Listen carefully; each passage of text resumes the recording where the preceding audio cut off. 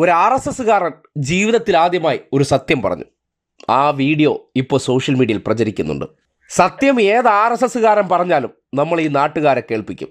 അതുകൊണ്ടാണ് RSSകാരെല്ലാം കൂടി ചേർന്ന് ഒരു പ്രതിഷേധ യോഗ സംഘടിപ്പിച്ചിട്ടും അതിൽ ഒരു RSSകാരൻ തന്നെ പറഞ്ഞ വാചകത്തെ ഇതുപോലെ നാട്ടുകാരെ കേൾപ്പിക്കുന്നത്. 100 വർഷക്കാലമായി RSS ഈ രാജ്യത്തിൽ പ്രവർത്തിക്കുന്നു. ഏതൊക്കെ രീതിയിലാണ് ഒരു നാടിനെ തകർക്കാൻ കഴിയുക എന്നതിനെ സംബന്ധിച്ച് കൃത്യമായിട്ടുള്ള ധാരണ RSSനുണ്ട്. അതെ, 100 വർഷമായി ഈ നാട്ടിൽ പ്രവർത്തിക്കുന്നുണ്ട്. ലക്ഷ്യം നാടിനെ തകർക്കുകയാണ്. ആ ഉദ്ദേശത്തോടു കൂടി തന്നെയാണ് പ്രവർത്തിക്കുന്നതെന്ന് RSSകാരൻ്റെ ഉള്ളിൽ തന്നെ ഉണ്ട്. അതാണ് ആ പ്രതിഷേധ യോഗത്തിലെ പ്രസംഗത്തിനിടയിൽ അറിയാതെ വായിൽ നിന്ന് പുറത്തേക്ക് വന്നത്. അത് അറിയാതെ വന്നു പോയതല്ല, ചില സത്യങ്ങൾ അങ്ങനെയാണ്. സ്വന്തം നാവ് കൊണ്ട് തന്നെ ഈ നാട്ടുകാരെ കേൾപ്പിക്കും. അത് കേട്ടിട്ടെങ്കിലും ചിലർക്ക് മനസ്സിലാകേണ്ടതുണ്ട് എന്താണ് RSSൻ്റെ ലക്ഷ്യമെന്ന്.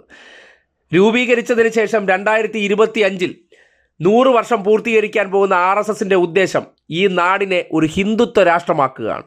അതിനുവേണ്ടി കേരളത്തിൽ ആദ്യം അവർക്ക് വേരോട്ടം വേണ്ടത്ര നടത്താൻ പറ്റാത്തതുകൊണ്ട് മുസ്ലിം മതവിഭാഗത്തെ ശത്രുക്കളാക്കിക്കൊണ്ട് അവരുടെ പ്രഖ്യാപിത ശത്രുക്കളായ ക്രിസ്ത്യൻസിനെ അവർ ഒപ്പം നിർത്തിയിരിക്കുകയാണ്. കാര്യം ന്യൂനപക്ഷങ്ങൾ ഒരുമിച്ച് നിന്നാൽ എളുപ്പത്തിൽ അവരെ അടിക്കുക പാടാണ്. അപ്പോൾ അവർക്കിടയിൽ ഭിന്നിപ്പുണ്ടാക്കിയിട്ട് മറ്റതിനൊപ്പം നമ്മളുണ്ട് എന്ന്